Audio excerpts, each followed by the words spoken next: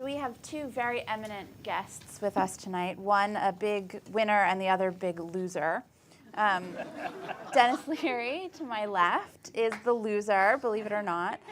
According to his bio, he is a 5-time loser at the Emmy Awards. He recently lost in the category of Best Supporting Actor in a Miniseries or Movie for his role in HBO's Recount. Dennis has previously lost 4 times for Best Actor in a Drama and once for Best Writing in a Drama. These Emmy nominations emanating from his work on FX's critically acclaimed Rescue Me, which we'll talk about a lot tonight.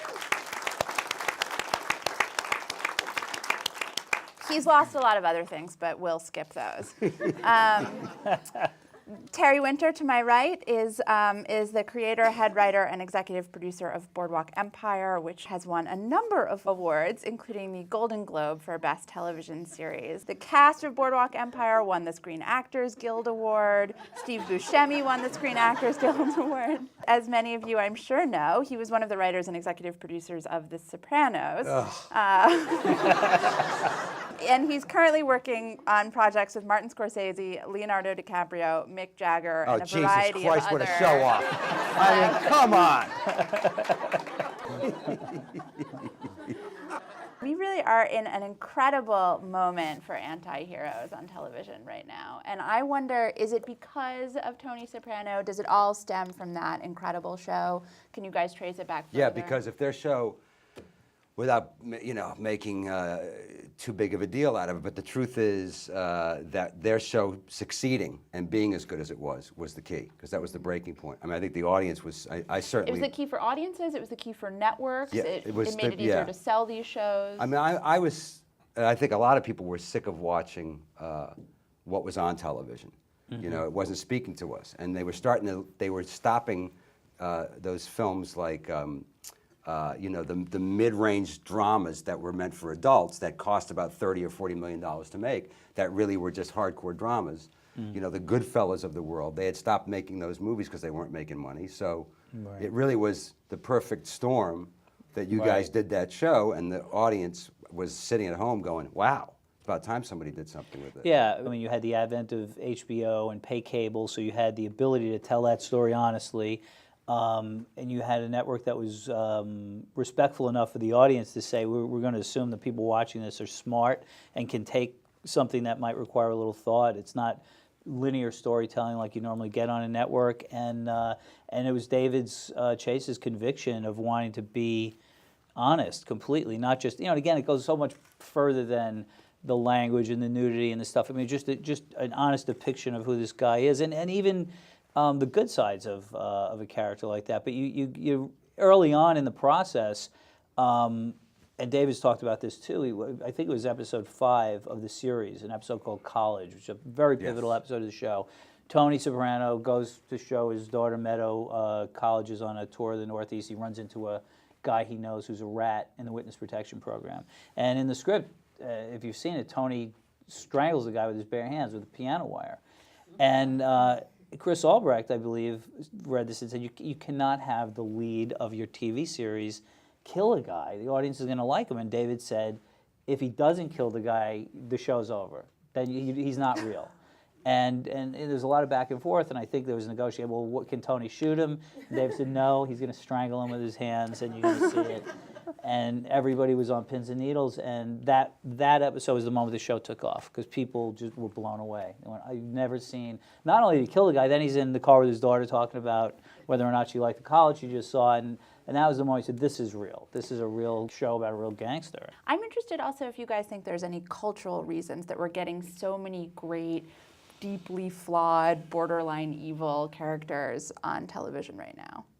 You know, TV used to be full of hero doctors and hero cops and hero lawyers, and cable, for the most part, is not driven by having to please advertisers. So you can tell stories that are a little more disconcerting. David Chase actually said famously, the function of network TV was to reassure people that everything is fine and you should buy this soap.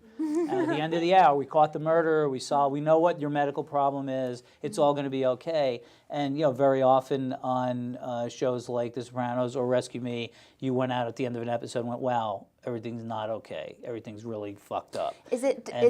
Have we matured as a viewing audience that we don't need to be told things are okay anymore? Are we more okay with ambiguity? Well, some of us are.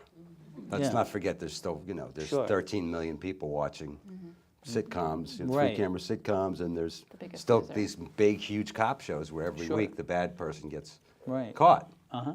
So I guess it's just splintered, To me, the guy that was the pinnacle of network television to me was Archie Bunker. And if you watch those first 4 or 5 seasons of that show now on DVD, Cable. he walks in the front door. In a recent episode I saw, he walks in the front door and takes his hat off and goes, "Hey, I saw your spics on the train again today." Starts out with the word spick. And then Right. Michael says you can't say spick. You got to, and they have a conversation about literally what you can call different ethnic groups. If you brought that to HBO now, they would still They'd go, be "All right, make sure there's a uncomfortable." comic." And that was network television. Yeah, And it was yeah. CBS in its Right. heyday.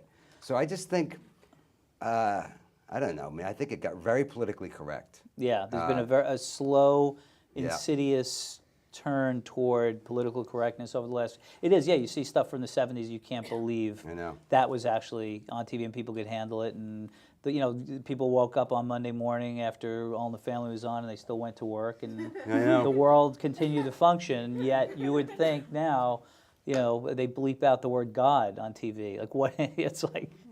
What's going to happen if we hear this? I mean, But you know what? It's okay because I think we're in better circumstances. I think if you want it, you go to Right. HBO or FX or Showtime, wherever it is, and you see Right. something that's edgier. And if you want to go to watch some soap, Right. you can go to the networks. But network television to me is about sports. That's what I watch on network Right. television. Live programming. Yeah, I mean, Seinfeld was a brilliant show.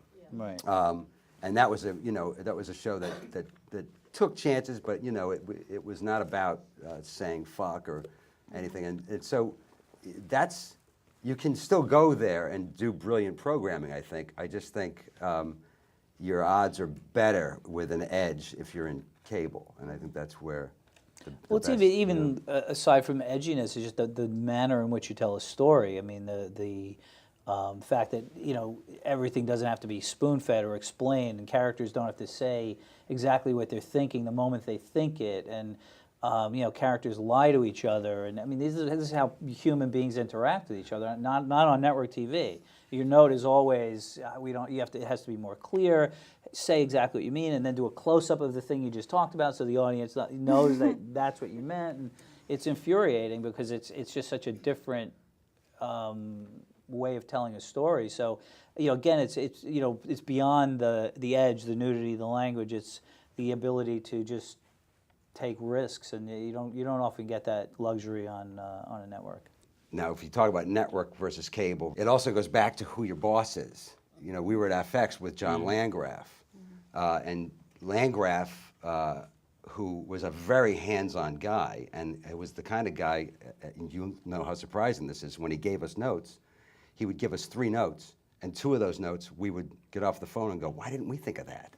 As opposed to the normal, which is, "I can't believe the fucking shit this guy's saying." Right. So John was a guy that was, not only did he read the scripts and react in a really strong and smart way, but he also watched the cuts. He watched the editing process, and he was a true fan of the show. And he was always saying, "You guys need to push it a little bit more. Why don't you push it in that direction? Why don't you go in that direction?" Do you think there's any chance that the broadcast networks will follow in the path of cable, that they'll become more open to these kinds of storytelling? I think they're in a different business. I think they're doing really well with the model they have. They take a cop show and make 8 versions of it, and the same 20 million people presumably watch every 8 version of it, and I don't know why they would. When Sopranos hit, everything was like, we want to do a show about, a department store, but like The Sopranos, or everything was like The Sopranos, or whatever. Now it's, like Mad Men, or, but it's set in a different thing. And then they try it and it fails, or they can't really do it because they're not really committed to doing it the same way, and they go back to doing what they've been doing. So, I don't know. I don't think so. We might be the smaller part of the audience that you're talking to, and I don't know what you watch, but I watch, the stuff that we're making is Right, what I yeah, watch. You know what I mean? exactly. It's a function of 70 years of network TV programmed into their heads. The audiences have watched for decades where, okay, if A happens, then B follows. You can't be bad without getting punished. And it sort of screws with their minds that, okay, watch this, it's not going to all work out in the end. This guy's not going to change. This guy's going to get away with murder.